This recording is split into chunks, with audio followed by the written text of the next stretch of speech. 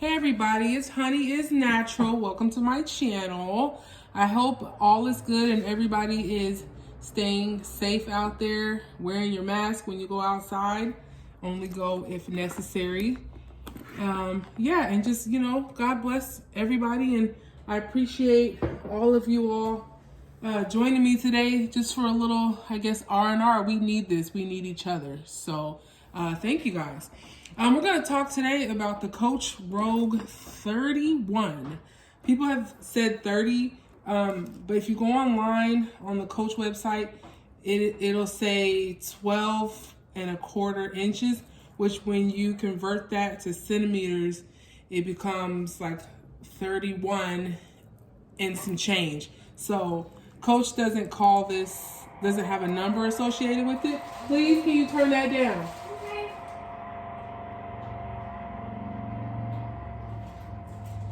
Come on now, I told you I was making a video, you knew that.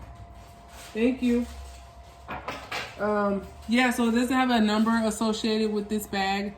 So you have the 17, the 25, then you have the 36 and the 31. So I guess this being the middle one, it's just the regular. So, but I'm gonna call it a 31. Anyway, this is the Oxblood with the brass hardware. Not a lot of these Rogues have brass hardware. I've decided to help me limit my purchases that I am only going to get 31s that have the brass hardware because that's what I like. And then that'll keep me from buying things that I don't even really need. We'll see what happens though. So I chose to get the one with the rivets just because I like more things on there. I like more stuff. This one has the shoulder straps and the handles. I don't know the drop on this, but I will tell you the shoulder strap, it passes the elbow test, but the handles kind of get in the way sometimes when you are doing the elbow test. So just something, if you're really particular about passing the elbow test, this one does, but not that much. You only have about like this much room between your kind of arm and where the bag starts. I would get the 25 if you have issues with putting bags over your big coat, but this will go over your coat, but it's not as easy as the 25 is.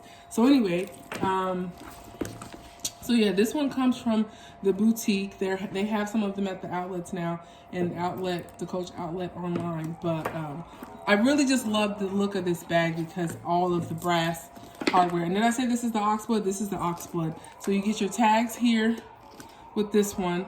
So it's either first or, I'm not going to talk about the generations, but I do know that the third generation don't have this anymore, which if you're new to Coach, it's a little actual turn lock that works.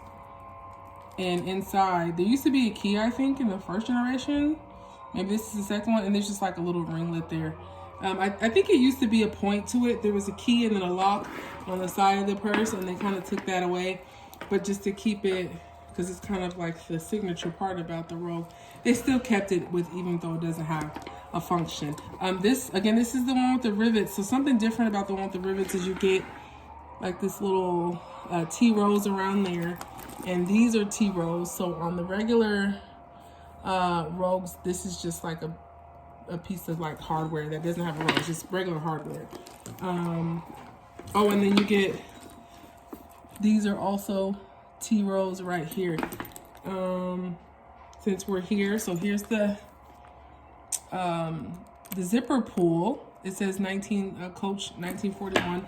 And what I've read and researched is that the 1941 collection is just the finest leathers and the finest hardwares of what Coach has to offer. So this bag retails for $8.50. The normal size, just the plain Rogue in this size, I think is $7.95. But with the rivets, it adds another $50, which is not that bad. And you get rivets on both sides. Like, come on. I'm an edgy kind of girl sometimes, so I kind of like just a little subtleness. So anyway, this is the Pebble Leather. This is the back of it. And the inside is suede here. And just another little side note too, as far as capacity goes, this bag doesn't hold as much as it looks. I mean, it does, but a lot of times we don't like to put things here because it's just open. There's no clip, there's no snap. It's just straight up open. So most of us Rogue owners, we just use the inside and maybe we'll put phone there or something small like keys. So if you're wondering about capacity, this is the main compartment. So if you can't fit it in here, just understand that most of your storage is just gonna be, it's just this part. Of course, like I said, you can put stuff here, but that's why I couldn't do a Rogue 25 because I didn't like putting a lot of items here. And this, as far as capacity for the Rogue 25, was just not enough for me. I couldn't. So like I said, I'm only gonna get Rogue 31s, or 36 possibly if I see one. I'm only gonna get Rogue 31s because of the capacity situation. A little charm that I've been carrying on here is this one. This is also solid brass. I said solid, I'm not 100% sure, but I mean, I imagine it's solid brass. This thing's like $100 if you buy it at the store. So I kind of just been hooking it here just for a little extra. This charm follows me everywhere. I put it on my Dooney & Bourkes because it is really a close match to the brushed gold hardware on my Dooney & Bourke Florentines. But just a little extra something, even though this bag doesn't need nothing extra to go on there. Oh, and you got feet on the bottom. And I was also told, that the third generation doesn't have this reinforcement. Why would they make it less and less and less? I don't know. If anybody knows, I'm wondering if they're discontinuing this bag because I've seen it on sale so much. And it's not. If you go type in Rogue on the main Coach.com website, the Rogues don't pop up. So I'm like, I don't know. It seems like that's the way Coach does things. They roll out a bag for a season and after that it's just gone.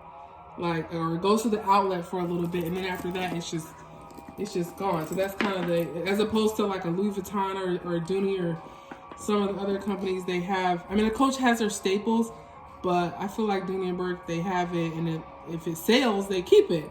I don't know why they would get rid of this bag. I also heard a rumor that it was too expensive to make for the cost for what they were selling it for.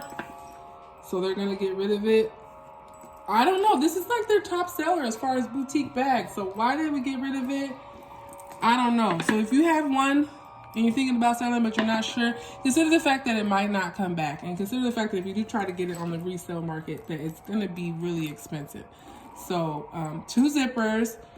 I keep mine in the middle, but I don't know what it is. But the zipper pull, and this has been my what's been going on with me for my last couple of Coach bags. The zipper on this side of the bag is not that smooth. It's like you gotta, and this is not the first time. I had a dreamer that did that. So I find myself keeping this one down and only using this one. So I kind of end up having to do that, which I don't really like because I like the way the zippers look here. But if anybody else has that experience, let me know because that's really, really weird. Okay, what else do I need to say about this bag? What my likes and don't likes and dislikes. What do I not like? Oh, I don't like that they made this a little bit too long, so then it kind of like sticks up all the time. I don't know, this side's fine, but I don't know. It could be because I have weight on this side, more weight on this side that is making this side slouch more. But I think they should have made these a little bit shorter. Oh, and then you get the 1941 like stamp there, and I think somebody said that's like a leather, official like leather thing. But that's the only thing that I don't like. I love how slouchy it is because I like slouchy bags because then I get to touch them and play with them all the time. Sorry, I'm shaking the camera. Which is why I prefer another reason why I prefer the 31 over the 25 is that it's slouchy. I wish that the handle drop was a little bit longer. Oh, and you can take these off. I need to really say this to you guys because it's important. You can unhook one from each side and hook them together and make it a crossbody. This bag is way too big for me to ever carry crossbody. And I am not a big fan of crossbody straps being like on opposite sides of the purse like that. I think it's tacky and I think it changes the shape of the bag when you carry. Like, look at that. There's nothing in here right now, but still. It's not, this strap is way too thin to be crossbody. But I will say, everybody's turn off is that this is going to be at the top of your shoulder. It is not as uncomfortable as it seems like it would be. So if in a pinch you do need to wear a crossbody, it's just gonna get heavy on you. But this does not hurt your shoulder as much as you might think it would. It'd be nice if they gave you like a little thing to put over it, like a little, you slip it on and then slip it back over, like a little, I'm stuttering, like a little like shoulder like protector. That would be nice, but I don't like that it's across like that. A lot of Coach bags are like that, and they have to do that because of this design here. But it's just not the preferred look to me. Let me go ahead and put some stuff in there. That's what I was gonna do. So yeah, I have a problem with the one side of the zipper. I'm not feeling that. So I'm gonna show you what I'm carrying right now. And I have kind of switched over to Coach for a while. I'm kind of obsessed with Coach, and that doesn't happen for me because I have, you know, a million gazillion doonian Burks, but I'm just loving the classiness of a Coach and how it totally elevates you. And I just love the hardware. This is the nickel hardware. This is an eyeglass or sunglass case. I wear glasses and I need to switch to sunglasses sometimes, so I keep that. This was normally, I think, $95, 98 bucks. I got 30% off of it, and you can hook it to, I don't know, something. I guess you could hook it to your key keeper and your Dooney and Burke, so I don't know. So anyway, oh, and then with the 31, you guys, you do get, this video is getting longer and longer. That's how they work, huh? So you do get this little snap pocket. It's a little bit hard to get into, so I don't know what you keep in there. But that's the difference between this one and the 25. Let me stand up so I can stop shaking the camera. So anyway, this is my 1941 Coach wristlet that I am using as a wallet right now. It's kind of the way it looks on the inside. Money in one side and important things in here, and my cards. You get this little additional piece, and and you can actually put stuff here too. So anyway, so this is my wallet right now. I didn't think I would like this at first until I saw how they did the painted edges in the Oxblood color. I fell in love with that. How cute, right? Anyway, so I have that. And then this is where I keep my Dooney & Burke Florentine wristlet that I keep in the color navy. I keep makeup and extra like band-aids and stuff in there. And then eyeglasses case. Look, I have gone Coach crazy, haven't I? And then this is my baby. I'm gonna do my own video on this one, but this is the black and Oxblood and brass hardware T-Rose 1941 wristlets. Coach. I added this little charm that I got just because I will never take this off because it goes with the flowers, and it's the same brass hardware. So it's the same setup. I keep my phone in here, and then I don't always put this in my purse, but because I just like to carry it like this, just because I don't want to mess up the T-Roses by putting it in and out of the bag. But I do sometimes. But right now I just got a mirror in there and some mints. Nothing really, I just want to carry it around because it's freaking gorgeous. I'm still debating on getting the Rogue in the T-Rose. I haven't decided if it's too much T-Rose for me to get this in the full bag, but it is my dream bag.